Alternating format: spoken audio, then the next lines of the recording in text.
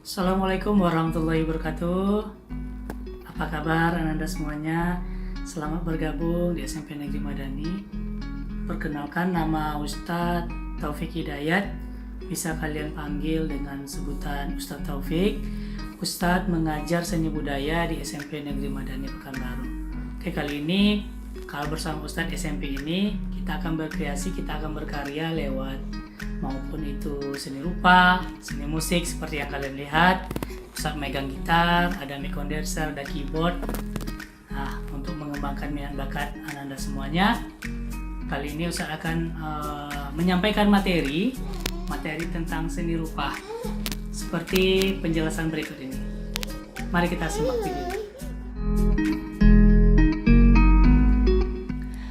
Baik, Ananda sekalian, Assalamualaikum warahmatullahi wabarakatuh. Oke, setelah kita perkenalan tadi, Ustadz masuk ke materi kita, yaitu materi tentang menggambar flora, fauna, dan alam benda. Alam merupakan sumber belajar yang tidak akan pernah habis untuk digali. Keanekaragaman flora dan fauna dapat menjadi sumber inspirasi dalam menggambar. Salah satunya burung. Burung merupakan salah satu fauna yang sering digambar dengan menggunakan berbagai macam teknik dan bahan. Burung hong merupakan salah satu contoh fauna yang sering menjadi objek batik di pesisir pantai Pulau Jawa. Motif burung hong ini mendapat pengaruh dari Cina, sedangkan untuk fauna, contoh yang sering digambar adalah bunga mawar, anggrek, melati, dan masih banyak lagi. Pengertian menggambar. Gambar merupakan bahasa yang universal dan dikenal jauh sebelum manusia mengenal tulisan. Gambar sudah dikenal masyarakat sejak zaman purba. Pada saat itu, gambar sering dihubungkan dengan aktivitas manusia dan roh leluhur yang dianggap memberi keberkahan dan perlindungan bagi manusia purba. Gambar tidak sekedar sebagai alat komunikasi untuk roh leluhur saja, tetapi juga memberikan kekuatan dan motivasi untuk dapat bertahan hidup. Menggambar tidak hanya melibatkan aktivitas fisik semata, tetapi juga mental.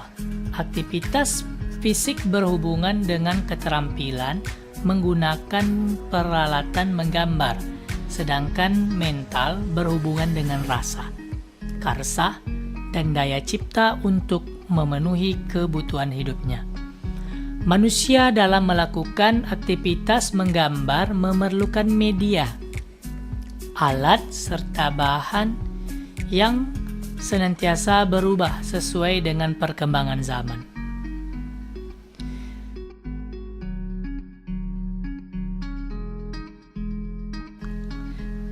Jika zaman purba, manusia menggambar dengan menggunakan bahan yang tersedia di alam, maka pada zaman sekarang peralatan menggambar telah diproduksi oleh pabrik sebagai komoditas ekonomi. Manusia melalui menggambar dapat menyampaikan gagasan, ide, serta simbol sebagai salah satu bentuk ekspresi.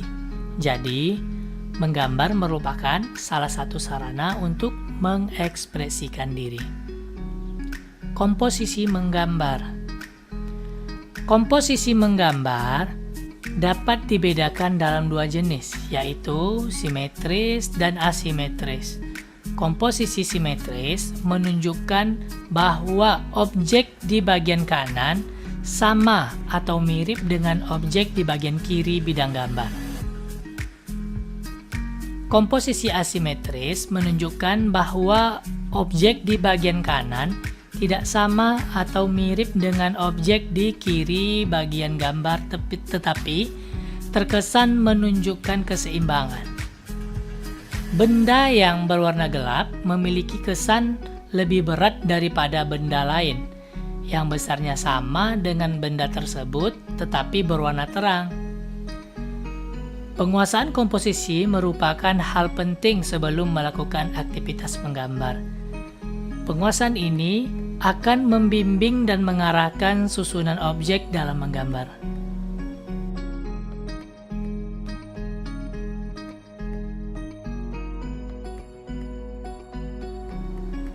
Objek menggambar. Menggambar tidak hanya mengandalkan imajinasi, tetapi juga terkadang memerlukan objek. Alam semesta merupakan objek yang tidak akan pernah habis untuk digambar. Kekayaan flora, fauna, dan juga alam benda merupakan objek yang dapat digambar.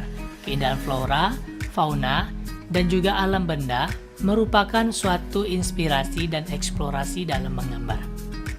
Kita bisa lihat ya pada gambar berikut.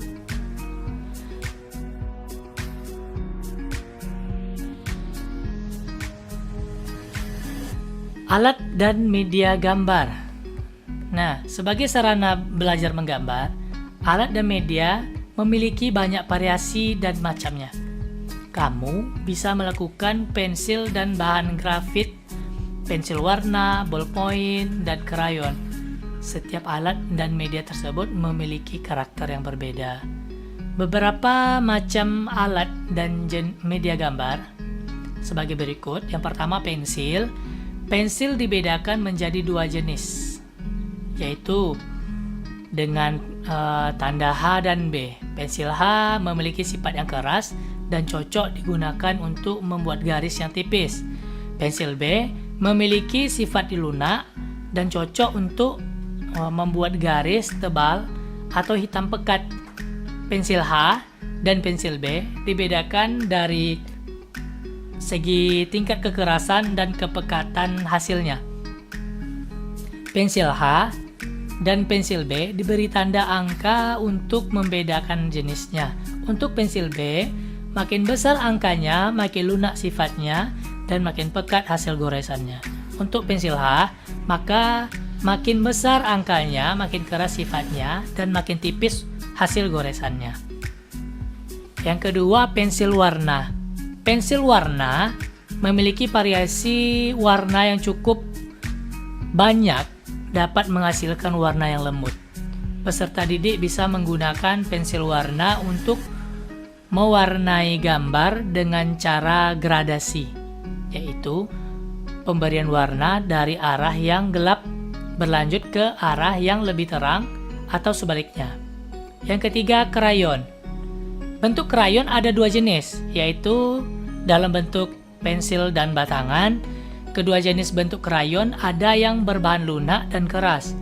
Krayon dan bahan lunak tidak banyak mengandung minyak, sehingga dapat dibaurkan dengan menggunakan tangan. Kesan warna yang dihasilkan dari kedua jenis krayon ini dapat menimbulkan kesan lembut maupun cerah. Yang keempat, ballpoint. Selain digunakan untuk menulis, ballpoint juga dapat digunakan untuk menggambar. Gambar yang dihasilkan memiliki karakter yang kuat dan umumnya berupa arsiran. Yang kelima, kertas gambar. Menggambar pada dasarnya membutuhkan kertas yang berwarna netral atau putih abu-abu atau coklat dan dapat menyerap atau mengikat bahan pewarna. Kertas gambar yang dapat digunakan dengan berbagai alat gambar, misalnya pada larang, pastel khususnya memerlukan kertas dengan permukaan agak kasar, misalnya kertas karton. Teknik menggambar. Proses menggambar sebenarnya dapat kamu mulai dengan cara yang sangat sederhana dan mudah dilakukan. Biasakan sebelum menggambar, buatlah sketsa terlebih dahulu agar gambar memiliki komposisi, proporsi, dan keseimbangan yang baik. Beberapa tahapan yang harus dilakukan pada saat menggambar sebagai berikut. Yang pertama, mengetahui bentuk dasar dari objek yang akan digambar. Yang kedua, mengetahui bagian-bagian dari objek gambar. Yang ketiga, menyusun atau menyambung bagian per bagian menjadi bagian gambar yang utuh. Yang keempat, memberikan dimensi gelap terang baik hitam putih atau berwarna. Yang kelima, memberi kesan untuk latar belakang. Nah, ini teknik menggambar yang harus perlu kita ketahui. Jadi menggambar itu tidak hanya menggambar pola, tapi kita juga harus memperhatikan kelima hal ini. Mulai dari bentuk dasarnya, mengetahui bahan-bahan, atau menyusun menyambung bagian per bagian, gelap terang, dan kesan untuk latar belakangnya seperti apa. Oke, pertama kali menggambar, sebaiknya tidak perlu tergesa-gesa untuk memiliki kemiripan bentuk sesuai dengan objek yang digambar. Kamu harus berlatih dengan sabar sampai menguasai bentuk dasar bagian-bagian dari objek yang digambar. Mulailah berlatih dari bentuk flora, fauna, dan benda buatan manusia yang paling sederhana dan digambar. Teknik menggambar flora. Menggambar flora atau tumbuh-tumbuhan dapat memberikan pemahaman tentang keanekaragaman, keindahan, dan keunikan objek flora yang ada di lingkungan sekitar. Flora memiliki banyak jenis dan bentuknya.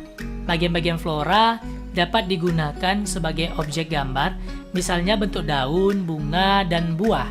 Bagian-bagian flora ini dapat digambar secara terpisah atau digabung menjadi satu rangkaian. Menggambar bunga Kamboja dan bunga Jepang memiliki teknik yang berbeda walaupun sama-sama jenis bunga. Perbedaan ini disebabkan karakteristik kelopak bunga yang berbeda. Perhatikan langkah-langkah menggambar bunga Kamboja Jepang di bawah ini. Yang pertama, gambarlah bentuk lingkaran untuk pola bunga. Yang kedua, gambar kelopak bunga sesuai dengan bentuk aslinya. Yang ketiga, berilah warna pada hasil gambar bunga. Menggambar bunga mawar lebih sulit dibandingkan dengan menggambar bunga Kamboja Jepang. Ada 4 tahapan dalam menggambar bunga mawar, yaitu yang pertama, gambarlah objek secara garis besar. Yang kedua, gambarlah kelopak dengan cermat, sesuai dengan arah melingkar bunga. Tentukan titik pusat bunga dan tempat batang yang bertemu dengan kelopak. Ini merupakan salah satu bentuk contohnya yang pada gambar. Ini akan membantu menemukan posisi pusat bunga. Berilah arsiran atau warna agar lipatan dan tekstur gambar lebih berkesan hidup. Nah, sudah paham ya? Sini kita bisa lihat pada gambar langkah-langkahnya seperti apa.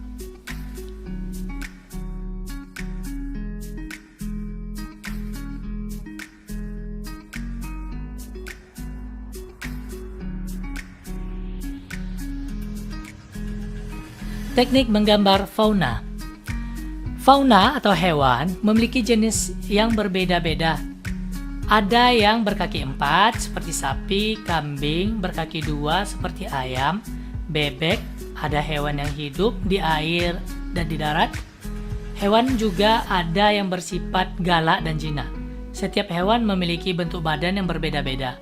Kamu bisa menggambar hewan mulai dari badannya, kemudian berlanjut kepala, kaki, atau cakarnya. Bentuk-bentuk geometris akan membantu dalam membuat gambar hewan akan lebih mudah dan tentunya diawali dengan sketsa. Contoh menggambar itik. Buatlah gambar bentuk oval untuk badan. Yang kedua, tambahkan bentuk kerucut untuk leher, kepala, dan ekor. Yang ketiga, berilah arsiran atau warna pada gambar itik.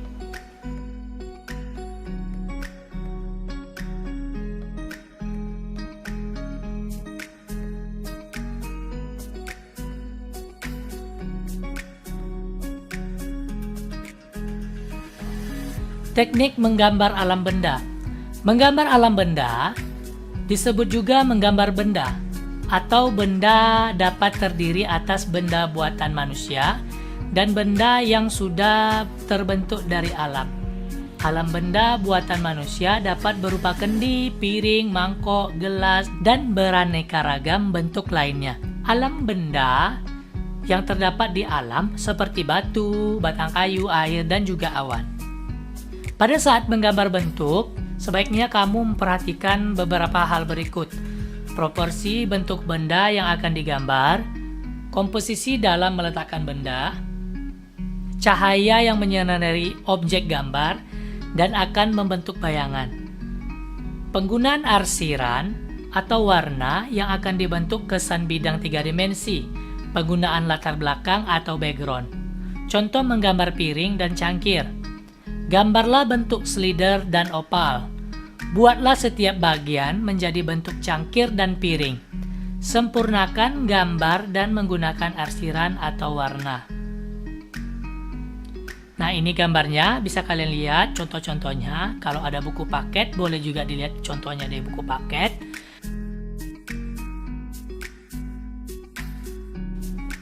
Kesimpulan, menggambar dengan tema flora tumbuhan, fauna hewan, dan alam benda dapat melatih imajinasi dan mengembangkan kreativitas. Menggambar juga dapat menambah pengetahuan tentang kekayaan alam Indonesia. Setiap daerah di Indonesia memiliki keragaman flora dan fauna yang dapat memberikan identitas tersendiri. Kekayaan alam ini merupakan anugerah dari Allah yang Maha Kuasa yang wajib kita syukuri. Nah, sekarang kamu sudah memahami keanekaragaman hayati tidak hanya menjadi sumber inspirasi bagi kita untuk berkarya seni rupa, tetapi juga telah memberikan kesejahteraan secara ekonomi bagi masyarakat. Kita memiliki tanggung jawab untuk melestarikan flora dan fauna sehingga ekosistem dapat terjaga sepanjang masa. Ini tugas adalah kamu menggambar flora dan fauna, menggambar alam benda, dan selanjutnya kamu jawab pertanyaan apa itu flora, apa itu fauna, apa itu alam benda. Nah, setelah kamu menggambar, kamu buat penjelasannya apa yang dimaksud dengan flora tadi, apa yang dimaksud dengan fauna tadi, dan apa yang dimaksud dengan alam benda. Nah, perbedaan flora dan fauna, perbedaan alam benda, ciri-ciri flora, ciri-ciri fauna, dan ciri-ciri alam benda. Jelaskan flora, jelaskan fauna, dan jelaskan alam benda. Terima kasih. Wassalamualaikum warahmatullahi wabarakatuh.